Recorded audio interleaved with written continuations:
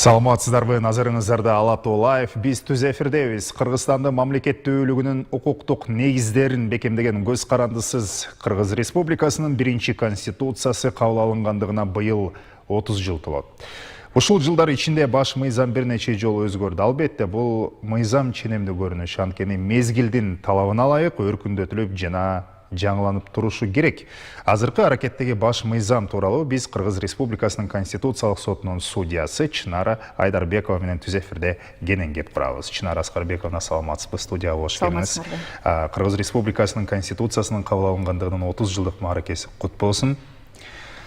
Алгачкы суроо: Кыргыз Республикасынын ар бир жараны өлкөнүн Конституциясынын духун жана маанисин терең түшүнүшү керек да, анткени аны терең түшүнүү менен гана биз мекенди сүйөбүз жана элибиздин же болбосо Кыргызстандын чыныгы жараныбыз, патриот уулу-кызыбыз деп айта алабыз. Ошондуктан азыр бизди көрүп аткан телекөрүүчүлөргө а дегенде Конституциянын маани маңызы канчалык, ушуга токтолсоңуз.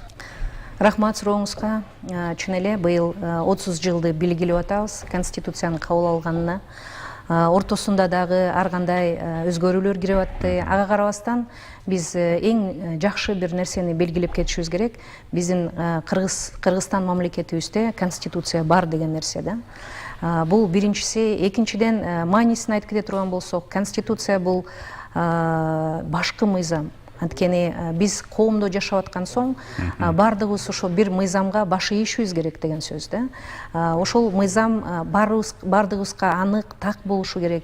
Ар бир биздин жашап аткан жашообузда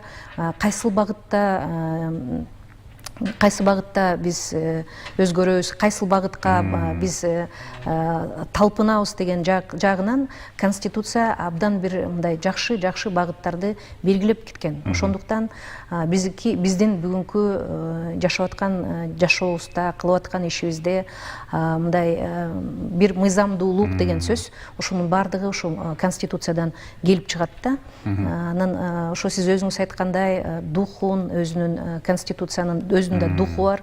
Ошол духун айтып кете турган болсок, Конституциянын жазылган беренелердин бардыгынын өзүнүн абдан бир терең мааниси бар дегендей.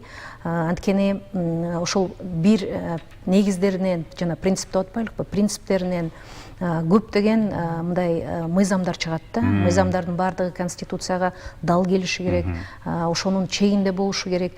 Анткен соң ошо Конституция ошол биздин мыйзамдуулуктун башаты деп айтып кетсек болот да. Түшүнүктүү.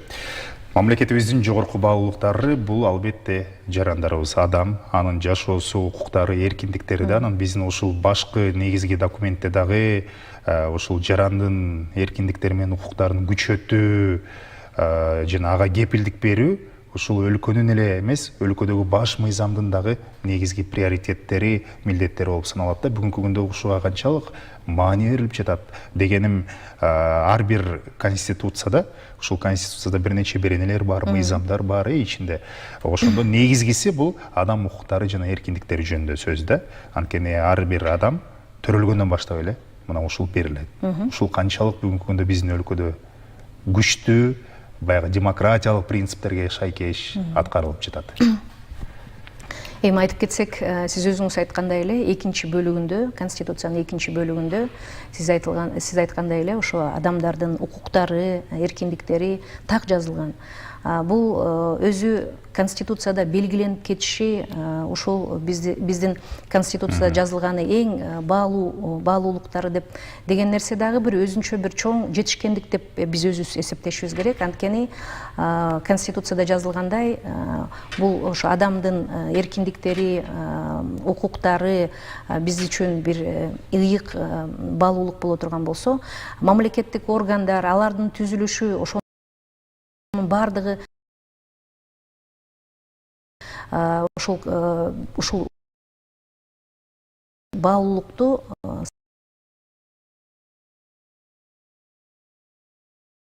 сактап калыш үчүн, аны сиз айткандай кепилдеш үчүн түзүлүшү керек да. Ушуга байланыштуу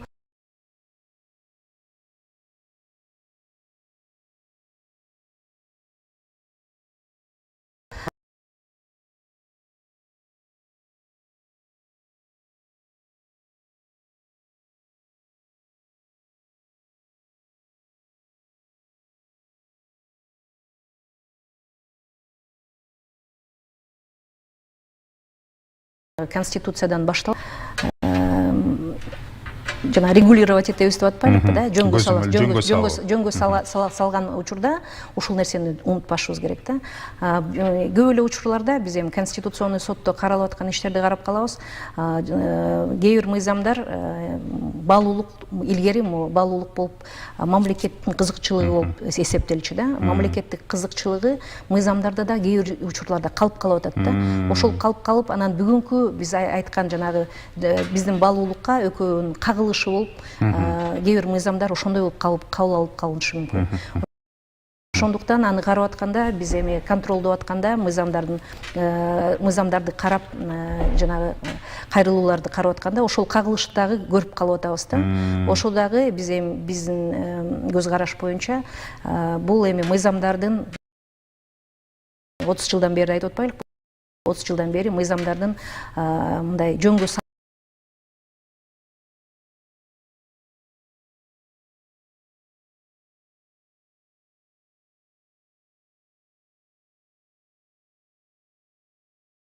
салынышы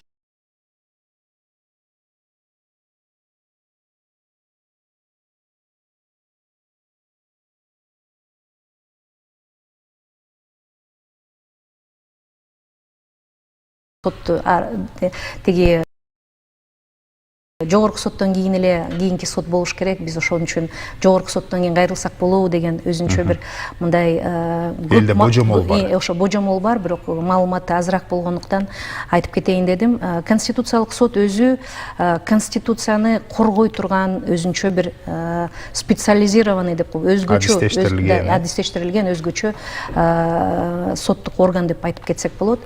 Бүгүнкү күнү ошо конституциялык соттун эң жогорку маңызы деп айтып кетсек болот. Ошо элдердин ишмердүүлүгүндө мындай мыйзамдарды кабыл алып мындай иштеп аткан учурда эгерде кээ бир ченемдер алардын ою боюнча конституцияга дал келбей турган болсо, жана биз айтып кеткендей укуктарына, конституцияда кепилденген укуктары мындай механизмдери жөнгө салынбай жакшы иштебей жаткан учурда конституциялык сотко кайрылса болот да. Конституциялык сот ошол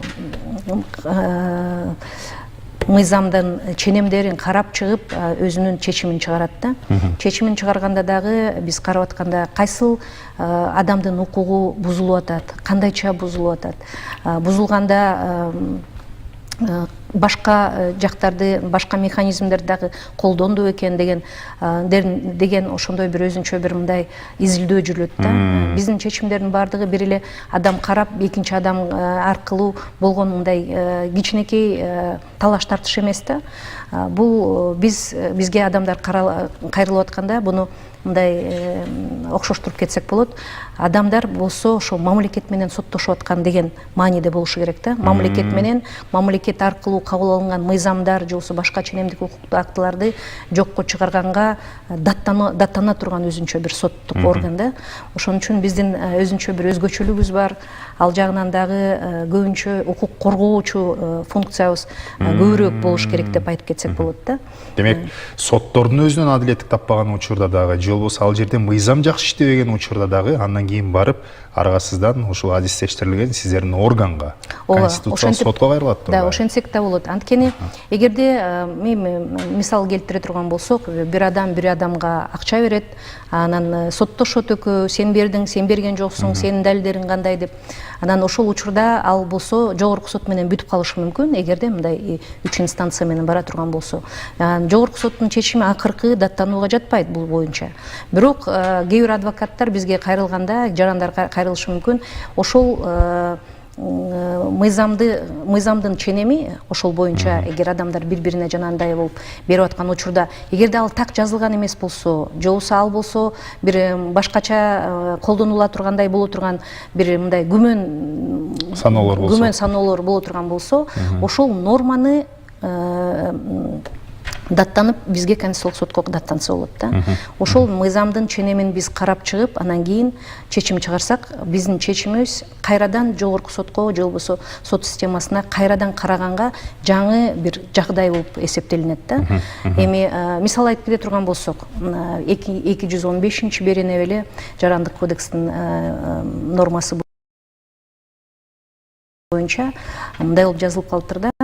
Жеке адамдар эгерде жана 3 жылдык деп коюлуп мөөнөт бар да. Эгерде адам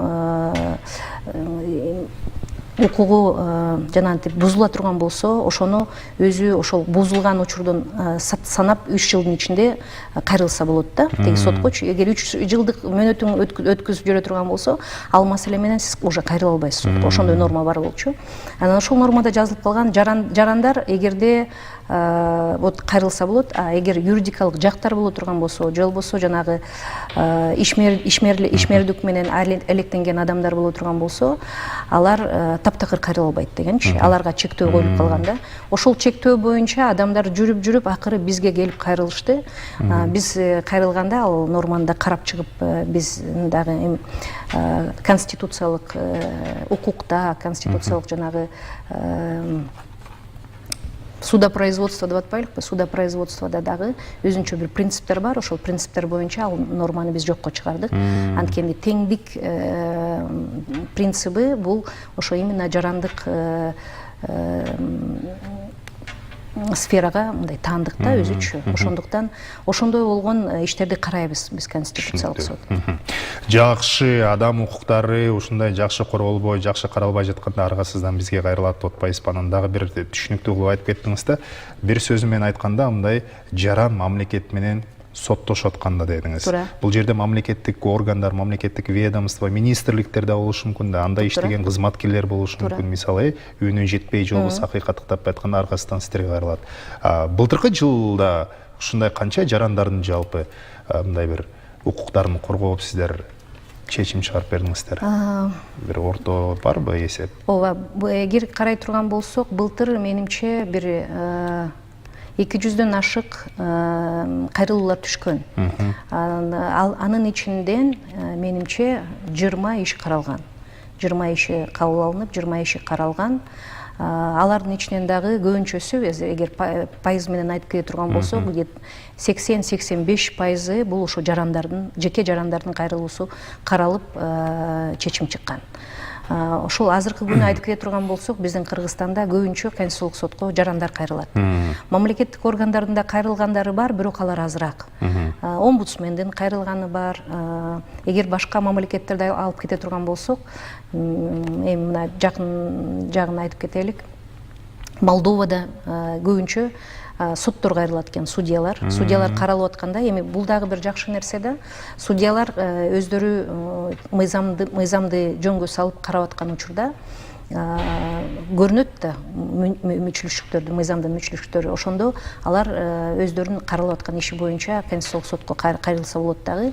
Конституциялык сот чечип берет да ошол маселени. Ушул жагы конституцияга дал келет же дал келбейт. Эгер Россия Федерациясын алып кете турган болсок, аларга көбүнчө ошо оппозиционный фракцияларга кайрылат экен да. Эгер кабыл алып аткан мыйзамда алар неме болуп калат да, эми азчылыкта калып калат да. Ошолор кайрадан кайрылып конституциялык сотко көбүнчө ошолор берилет экен да. Бизде вот биздин өзүбүздүн өзгөчөлүгүбүз көбүнчө адамдар кайрылат. Жарандарыбыз. Албетте юридикалык билими бар, ушул сфераны жакшы түшүнгөндөр мындай бир сиз туура кайрылат болуш керек. Анан бай айтып атпайсызбы, көп учурда мындай алмаштырып берет, чаташтырып берет депчи, кантип кайрылышты да билбеген жарандарыбыз бар экен. Кантип туура кайрылыш керек сиздерге? Туура айтасыз. Эми айтып кетсек, конституциялык сотко мыйзамдын нормасы конституцияга дал келбейт деп күнүгө эле кайрыла бергенге бул туура эмес болуп сезилет. Туура эмес болуп калат. Туура эмес болот деп айтышыбыз керек. Анткени эгерде ар бир жаран ошо кабыл алынган мыйзам конституцияга дал келбейт деп эле кайрыла берсе, анда мындай бир хаос деле болуп кетиши мүмкүн да. Буну биз мындай кылып түшүнүшүбүз керек да. Бул өзгөчө бир мындай бир абал деп айтып кетсек болот да. Ошондой бир учурлар эле болушу керек.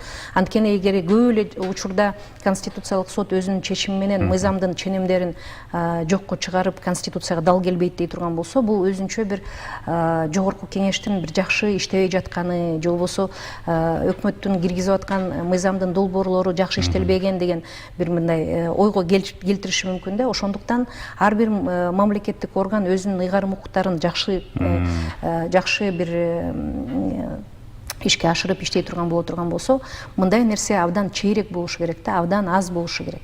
Анан эми биз өзүбүз айткандай, конституциялык сот өзүнчө бир мындай адамдардын укугун коргоочу, мыйзамдардын баардыгын конституцияга дал келеби дебей тургандай бир өзүнчө бир мындай кароолчу дегендейчи, ошондой функциясына карата ошо адамдар кайрылышы мүмкүн. Анан эми кандай кылып кайрылса болот? Адамдар жеке кайрылса болот. Биздин конституциялык сотто өзүнчө бир приемная бар, мындай элдер келип ал жерден бир консультация алып кетиши мүмкүн. Анан конституциялык соттун өзүнүн сайты бар, сайтка дагы кирип кыргызчасында, орусчасында дагы эки тилде нускасы бар да, кантип ошол кайрылууну жазса болот деп. Бирок эң кыйындыгы азыркы мына биз айтып атпайлыкпы, бүт эле кайрылган мындай келген кайрылууларды биз кабыл албайбыз, анткени туура кайрылыш керек да. Жазылганда дагы жанагы эмне үчүн ушул мыйзамдын ченеми конституцияга дал келбейт деп абдан жакшы далилдеп жазышы керек да. Эгер ошол далил жакшылап жазылбай турган болсо, бул ошол конституцияга, ошол ченем конституциялуулугу боюнча күмөнү жок деп туруп биз кабыл албай коюшубуз мүмкүн да. Ошондуктан ал жагынан дагы абдан жакшылап окуп, теоретикалык жагынан дагы, мыйзамдын дагы мындай түпкү маанисин окуп, эмне үчүн кабыл алынган, эмне кайсыл негиздерде, кайсыл иш аракеттерди жөнгө салууга кабыл алынган деп жакшыраак бир мындай окуп түшүнүп туруп анан кайрылыш керек да. Ошон үчүн ошол жагынан дагы айтып кетет элек, биздин конституциялык соттун дагы сайттары бар, ошол жакка дагы кайрылып, бир сыра биз кабыл алган чечимдерди дагы бир сыра жакшылап окуп, ошондо ошол жактан дагы адамдар кантип жазыш керек дегенди дагы менимче мындай маалымат бар кенен туура оңой эле тапса болот да. Андан башка дагы айтып кетчү нерсе, эгерде ошондой ой боло турган болсо, биз конституциялык сот өзүбүздүн карап аткан иштерибиздин баардыгы ачык, элдер дагы келип ал жерге катышып угуп да кетсе болот. Биз көп эле адвокаттарга айтабыз, эгерде ошондой оюңар бар боло турган болсо, бир жолу келип катышып кетсеңиздер болот. Ошондо өзүңөр көп эле түшүнүктүү болот, кандай ушул маселени коюш керек деген сөз да. Анткени укуктук маселени коюш конституциялык соттун астында бул юристтер үчүн абдан бир чоң жетишкендик да. Түшүнүктүү. Урматтуу судья, биз жогоруда кептин башында айтпадыкпы, конституциябыз бир нече жолу өзгөрүүгө дуушар болду деп. Анан мына акыркысы 2021-жылы конституциялык реформанын жүрүшүндө жаңы ушул укуктук механизмдер, азыркы реалдуулукту чагылдырган бир жаңы ченемдер кирди деп атпайбызбы. Анан көп учурда баягы сиздерге кайрылганда да деги эле конституцияда мындай эски аракеттеги эмес, андан кийин азыркы жаңы мындай биле бербей же болбосо алмаштырган учурлар көп да. Анан ошондуктан жаңы башкы документтеги жаңы механизмдер, укуктук жаңы ченемдерди мындай калкка туура жеткирүүчү, калкка билдирүүчү, таанытуучу дейбизби, бул юстиция министрлигинин милдети болобу? Туура айтасыз, ооба, юстиция министрлигинин милдети бул, бирок бир эле юстиция министрлиги деп айтпашыбыз керек. Бул бүт эле мамлекеттик органдардын милдети болот. Анткени конституцияны коргоо, конституцияны элге жеткизүү, таанытуу бул бир эле конституциялык соттун ыйгарым укугу эмес, бул бүт мамлекеттик органдардын милдети да. Айтып кетелик, жанагы акимчиликти айтып кетелик. Акимчиликте иштеген бүт мамлекеттик кызматкерлер, айыл өкмөттө иштеп аткан муниципалдык кызматкерлердин баардыгы конституцияны окуп, билип, таанып, өзү кылып аткан ишинде баардыгын колдонуп, анан элге дагы тарата турган ошолор болушу керек да. Бүгүнкү күнү айтып кете турган болсок, Министерство образования деп кетелик да. Бунун баардыгы мектепте болчу нерселердин баардыгы, мугалимдердин баардыгы бул нерсени жакшылап билиши керек дагы, ушунун баардыгын айтып бере тургандай. Анткени бүт өзүбүздүн мындай образованиебиз деп атпайлыкпы, билимибиз билимибиздин баардыгы ошо мектептен башталат эмеспи. Биз ошол азыркы күнү мындай чачырагандай бир абалда туруп атабыз да, тигини окуйлукпу же буну окуйлукпу, бул мыйзамды окуйлукпу же башка социалдык нормаларды, ченемдерди окуш керекпи деген ушундай бир жерде турганда, менимче бүгүнкү күнү элдин баардыгын чогултуп, бир мындай түшүнүккө келтирип, бир багытка алып бара турган бул ушул Конституцияда көрсөтүлгөн багыттар, ченемдер, негиздер да. Бул бир гана жарандын эмес, бүтүндөй мамлекеттин башкы документи. Биз эртең кайда барабыз, кандай жашайбыз, кантип өмүр сүрөбүз. Эң туура. Ушул документтин негизинде да. Анан бул негизги документте баягы Кыргызстандын башкысы эгемендүүлүгү, элдик бийлик, анан кийин мындай бир өлкөнүн аймактык бүтүмдүгү, укук үстөмдүгү, демократиялык принциптер, айтор көп нерсе камтылган да. Анан биз мына маектин башында адам укуктары, эркиндиктери жөнүндө көп сөз кылбадыкпы? Өзүңүз да билесиз, кайсыл бир жерде талаш тартыш, ал кесибиңе байланыштуу болобу же болбосо коомдо кандайдыр бир башка тааныш билиш менен болобу, көп учурда жарандар менин конституциялык укугум же болбосо эркиндигим деп мындай бир кепти башташат да. Бирок көп учурда биздин мамлекет алдындагы милдетибиз да бар да. Ошону биле бербейбиз да. Анан биз ушул жарандардын жалпы мамлекет алдындагы, конституция алдындагы десек да туура болобу, милдеттерине да токтолуп, андан кийин маекти жыйынтыктасак. Ооба, сиз туура айтасыз. Анткени биз эми ушу 30 жылдын ичинде мындай өзүбүздүн конституциялык укуктарыбызды, эркиндиктерибизди чын эле жакшы мындай билгенге аракет кылдык. Анын түбү маанисин дагы, мазмунун дагы бир аз мындай түпкүрөөк биле турган болсок, анда биз ошо түшүнмөкпүз, милдетибиз дагы бар дегендейчи. Милдеттерибиз албетте бар. Эң биринчиси бул ошо мыйзамдардын баардыгын сактоо, мыйзамдуу жашоо деген бул биринчи милдетибиз. Кабыл алган мыйзамдарга баш ийүү дегендей. Анын баардыгын ишмердүүлүгүбүздүн баардыгын ошо мыйзамдын жолунда алып барыш деген өзүнчө бир милдет. Анан экинчи милдетти айтып кетет элем. Азыркы күнү менимче абдан актуалдуу болуп атат ал дагы. Силер дагы көп маалыматты чагылдырып атасыңар бул жөнүндө. Бул салыктарды төлөө деген сөз да. Биз бүгүнкү күнү салык төлөсөк, эми биз айтып атабыз, абдан жакшы биз бир жакка бара турган болсок, башка мамлекеттерге бара турган болсок, аябай суктанып келебиз алардын инфраструктурасын, алардын жолдору укмуш экен, анан салган ошо өнүгүүсү абдан сонун экен деп келебиз дагы, бирок алардын төлөп аткан салыгы менен биздин төлөп аткан салыгыбыз ошондой өнүгүүгө кандай жол менен жетти? Туптуура айтасыз. Анткени бүгүнкү күнү жанагы жакшы уран болуп чыгып атат. Салык төлөгөн адам патриот дегендейчи. Ошол жагын дагы алып кетсек болот. Ошон салык төлөө деген дагы өзүнчө бир салыктан качпайлы, мыйзамды сактайлы деп эсептейсизби? Туптуура айтасыз да. Бул дагы абдан жакшы нерсе. Анан эми эркектердин милдетин айтып келе турган болсок, бул жанагы воинская обязанность деп атпайлыкпы? Ал жөнүндө дагы биз бир-эки ата мекенге кызмат кылуу, ата мекенге кызмат кылуу боюнча дагы бир-эки чечим иш караганбыз, 2 чечим чыгарганбыз бул боюнча дагы. Бул дагы абдан бир жакшы милдеттер деп айтып кетсек болот.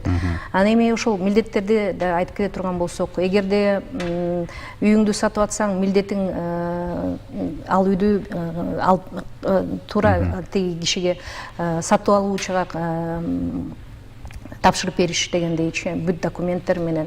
Сатып алуучунун милдети бир эле сатып алуу эмес, акчасын төлөш дегендейчи. Ар бир эркиндик, ар бир укуктун аркасында милдет бар дегенди биз өзүбүз жакшы билишибиз керек да. Абдан жакшы. Ошон үчүн ал жагынан дагы конституция дагы абдан жакшы бул нерселерди негиздеп кеткен да. Эң туура, урматтуу Чынар Аскарбековна, анткени Кыргызстанды, анын элин сүйөбүз. Эң башкысы ушул мамлекетибиздин өнүгүүсүн каалайбыз, коом менен ынтымакта, бейпилдикте жашайбыз десек, анда милдеттерибизди дагы билүү. Сиз айткандай эң негизгиси өнүгүүгө жетебизсек, кантип жетебиз? Ал үчүн биздин мамлекет алдында кандай милдетибиз бар? Ошону дагы туура билишибиз маанилүү экен. Сизге ыраазычылык билдиребиз, ишиңизге ийгилик каалайбыз. Дагы бир жолу быйылкы 30 жылдык маараке куттуу болсун. Рахмат. Урматтуу телекөрүүчү, азыркы мезгилде конституция элдин биримдигинин, өлкөбүздүн көз карандысыздыгынын жана мамлекеттик бүтүндүгүнүн, коомдук өнүгүүнүн, азыркы Кыргызстандын демократиялык, саясий, укуктук, экономикалык жана идеологиялык негиздеринин калыптанышынын негизи болуп саналат. Конституциянын жаратмандык потенциалы түгөнбөйт жана зарыл социалдык, экономикалык, саясий жана башка өлкөлөрдүн пайда болушуна жараша ачылат. Быйыл 5-май күнү Кыргыз Республикасында Конституциянын кабыл алынганына 30 жыл толот. Биз баш мыйзамдын негизги мааниси маңызы тууралуу Кыргыз Республикасынын Конституциялык сотунун судьясы Чынара Айдарбекова менен түз эфирде маек жүргүздүк. Саламатта калыңыздар.